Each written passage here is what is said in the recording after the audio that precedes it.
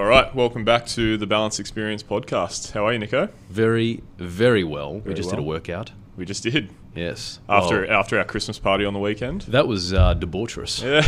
It's always tough after, in the month of December, workouts just seem to get a little bit tougher. Yes. I wonder why. It might have something to do with the weekends, but yeah, it was a good little workout, actually. Now, apparently, sweating it out, training with a hangover, is actually not recommended. Is that right? Yeah, you just feel better for it, though, don't you? You do, because of the endorphins, which apparently is no different to drinking a cup of coffee. Is that right? Interesting, yeah. And I found that quite interesting. I saw a post about that by a good friend of mine, Luke Nelson.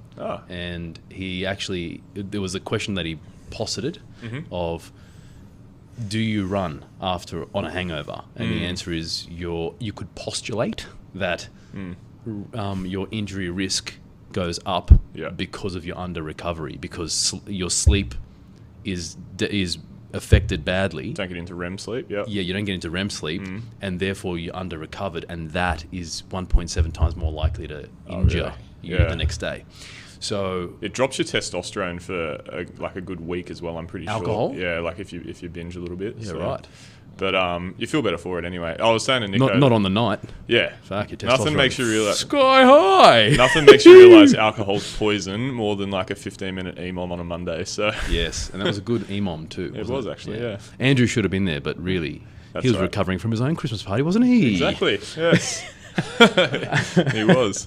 So welcome, Andrew. Yeah, welcome, Andrew. Thanks, guys. Thanks for having me. That's not a problem. It's a nice way a bit of a ribbing to start the day. Exactly. No, it's good to have you on, Andrew. So today we've got Mr. Andrew Ponce on the podcast, owner of Chalk Up, and Andrew has a really interesting story to tell, which we're going to get into. So really good to have you here, mate. Yeah, it's a pleasure. Thanks for having me, guys. Now we've worked with you for several years now. Probably it's been a long time. Maybe 4 or 5 years, I reckon. Yeah, I think so.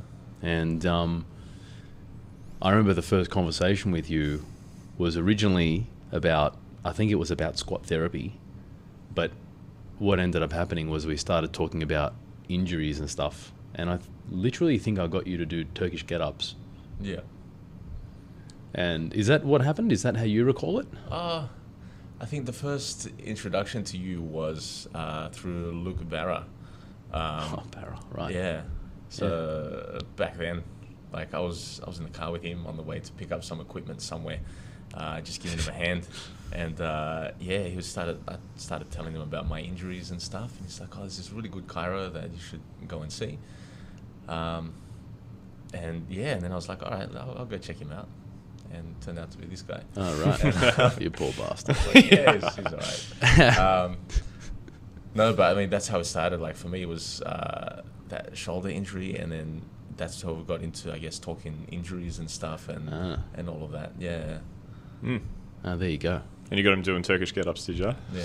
I think that was the first prescription over the phone. That was the first one. Over the phone. Yeah. There you go. And then it was kind of like, this is just on the phone. It was like, this is what my issue is. Yeah. And Nick's just like worked his magic through the phone. Through the phone somehow. Telepathy. Yeah. Telepathy. It's just a mind He game. would have been bang on too, I reckon.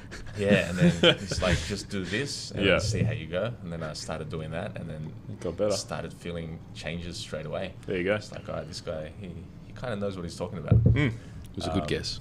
Yeah. It's like, what a fluke. Yeah. Yeah. But yeah, that's how it started. Yeah. Everything we do is educated guesswork at the end of the day. Well, it is. Yeah. It is. Just depends on how many mistakes you've made. Yeah, that's right. And I've made a lot. Yeah. No, that's it. So that's how you get good, though. I think so. Yeah. Yeah. Yeah, that's it. Well, I think a little bit. You mentioned Jacko introduced that you are the owner of Chalk Up. Yeah. But Chalk Up might need to be explained. So, what is Chalk Up? Chalk Up, I guess from the outside, Chalk Up is a CrossFit gym. It's a box. It's a place to come and train and just do some cool stuff. Yeah, nice. But I guess from the inside and for myself and a lot of members that are there, it's like a little family. Yeah. It's like that community stuff. So yeah, it's a cool place. That's good. So I guess obviously as we go on, we're going to get into your story, and there's obviously a big part of your story which we're going to get to. But with your gym and owning your gym, what does training mean to you? Would you say, or what does CrossFit training mean to you? I think initially it kind of started as a way to kind of improve myself. Yep. A lot of it did start like aesthetics, as most people do get into training. When I first got into training, I was a bit chubby, so I kind of went through like different stages. Growing up, where I was just really skinny, or I was just it sounded like you cut yourself some slack there as well. I was a bit chubby. Did you have a lot of work to do? I mean, not too much. Yeah. I had the big round face kind of thing. Yeah, right. But I was like skinny fat. Just like never trained sort of thing, yeah. Yeah, never really did much. Because that's like, where I started too. Playing in the playground was the exercise I would get during lunchtime, and then that was it.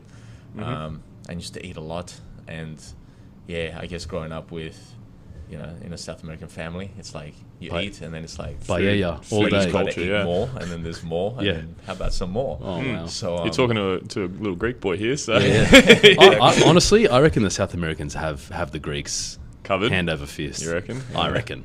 I don't think there's. I reckon the South Americans eat way more than the Greeks. Carb heavy as well. Sometimes some of the dishes. It's just rice on rice. I was lucky to get Vegemite sandwiches for lunch. And some shapes. So just different cultures. I used to snack. Just snack between snacks and just. Wow. And the soft drinks were ridiculous. So my grandparents would buy like 20 bottles of soft drink and have to hide them in the garage somewhere, and I'd find them and just demolish all of them. Devour them. Holy moly! Easily have like 3.5 liters of soft drink a day. Yeah, right. Wow. So when did you start training then? Probably a day. Yeah, a day. It was pretty bad. It was in high school, like maybe year 8 or something. Okay. Because I had heard the year before, like going into year 8, they do like a fitness test, and I was like, I don't want to suck at that. So was that the beat I test? got to get into. No, they had like some push-up test, a sit-up test. Right. Like a 1.6K run or something, like a mile run kind of thing. Make you do Murph. Yeah, Murph, that's what I was thinking. Murph in year 8. Here's a 10-kilo vest. We did Murph on Saturday. Oh, and I'm destroyed today. Like, I'm so sore. Yeah. But and like for me, that was the first motivation. Like, I guess through primary school, I was kind of like that chubby kid. I did get kind of teased and bullied a fair bit as a kid. And then, I guess going into high school, I was like, I don't want to have that same kind of thing. So I wanted to kind of make a change. So I just started doing push-ups and sit-ups and just stuff that you see like Rocky do in the movies and whatever. And that was it. I started doing that. Fitness test came along, did all right. I got the quickest 1.6K run for a year, and I was like, that's pretty good. Jeez, that's awesome. And then from there I got into basketball. I was playing basketball for a little while, but then weight training probably started more in like year 11, 12, somewhere around there. I had, so this is like 2004. Around there. So 2004 I started, and it was just like dumbbells in my backyard kind of thing, and I had a bench, and then I'd have mates come over and just train together. It's awesome. And it was that kind of thing, that kind of a setup. So for me it was there was a lot kind of behind why I wanted to start training, and a lot of that did come from, I guess, the emotional things that I was carrying when in primary school, like going through that kind of stuff, and I was like, I don't want to be like that anymore. And that's what kind of made me change. Yeah. Wow. Yeah. I think that's a pretty common story of why people start training. Like you start training to change your body shape or your body composition, and then like once you start to learn, like I was actually having this chat with Nico this morning, like once you learn what training does for you, your perspective on why you do it changes quite a bit. Yes. Like we were saying, like our training now is just to feel good and get through our workday a little bit better, so, and have that energy high. So that's really interesting. So can I ask you a question? Yeah. Do you feel that, because a lot of people, if let's say they're overweight and they look at themselves in the mirror and there's a there's an element of self-loathing. Yeah. Right? I'm sure that you hear that regularly. Yeah. I know that that's something that a lot of coaches hear, or if they don't hear it, then it's just the secret truth that the member's not sharing if they're overweight. Yeah. Yeah. And a lot of this comes down to, building self-love and that you're good enough as you are. However, you can't hide. You can tell yourself a story, but you can't hide how you feel. Now, do you think that it's a more powerful driver to be self-loathing, or do you think it's a more powerful driver for other people to make you feel excluded? Because you've been through... I think for me, it was definitely from other people that started it. Wow. Okay. And then from there, it was, I guess, the self-loathing. And then that kind of stayed for a lot longer. Because then even as you start to change your body and even start to look a lot better or feel better and everything, there's still that element there where you're like, is this good enough still? Like, I don't think I'm there yet. Right. And there's always like that, I guess, trying to strive for the perfect body, whatever that looks like. Yeah. And it doesn't matter how close you get to that. Like, you just look in the mirror and it's like, it's not there yet. There's still, like, a lot of the times I still feel like I'm that skinny fat kid. Yeah. Like Currently? skinny arms. Now? Fat gut. Yeah. Yeah, Like, right. even till now, some days, like, Wow. if I go, because Amazing. my training is very inconsistent at the moment because of a few things that we've been through. Yes. So yeah, there's days where I'm just like, I'm in the gym, I'm coaching and stuff, and I'm like, I really need to start training again. I just feel like I'm getting back to that. Yeah, right. And it's, I think that would be critical for members of any gym to hear that Yeah. the coach goes through the same process as the member, just at different levels. Definitely. Yeah. yeah. Like, That's because 100%. That's what I'm members sure go your through. members see you and their perception is very different. Like Correct. thinking it's very easy journey for you. Like you have a gym, it's there for you, it's available. But that's really interesting to hear how it can sometimes be a little bit of a struggle as well these days to get your training in. So Yeah. yeah, for sure. It's an irrational process, isn't it? Yeah, I mean it's like us, like we're in pain Fascinating. often, like Yeah. it's we deal with the same problems that our patients deal with, our clients deal with, which gives some perspective as well, which is a really Huge. powerful tool. Yeah. Especially when you're dealing with people on a fitness journey, for sure. Yeah. Definitely. So then, when did your CrossFit training journey begin? So that was because I got into just training. Yep.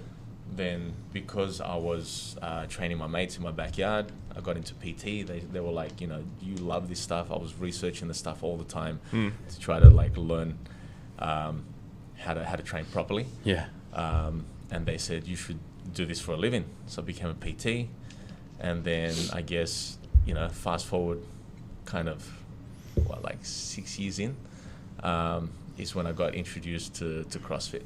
Wow. So I had just been training, I guess, your usual bodybuilding type training, that kind of stuff.